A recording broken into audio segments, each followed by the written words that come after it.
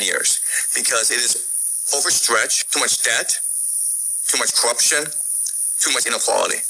It's in too much debt, and it is really angering the entire world. It's basically unifying the entire world against it right now. Say empires last around 200 years.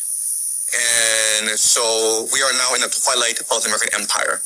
And the other thing that we know is you can't actually stop the decline of empires. So Oswald Spengler, who is a German theoretician, he argues that we are human beings and we have natural life cycles because we're organisms.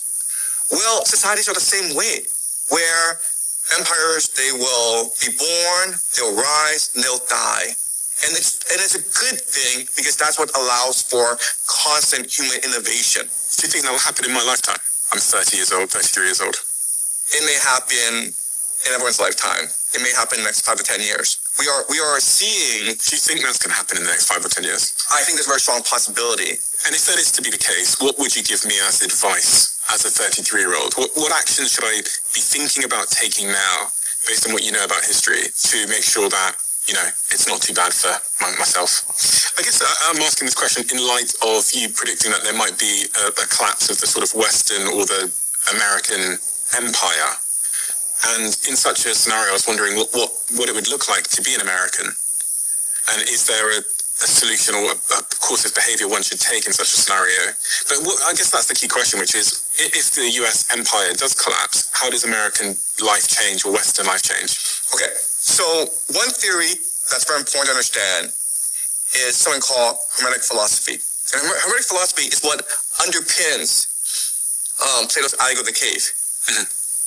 And Hermetic philosophy comes from Egypt. And it has certain principles, but its main principle is that reality is energy, it's vibrations. Okay, so we think of it as material, but material is a consequence of energy, right? So what this means is that reality is consciousness itself. So our thoughts are what's real. Our bodies are just vehicles to experience the world around us, but they're not real. When we die, our souls return to the source, and we come back again. And we are here permanently in order to experience things we cannot experience in the spiritual world, because in the spiritual world, it's not material. Okay. So what's really important is to appreciate that every one of us is part of the source. And so if we think about the totality of things, we can only become despondent.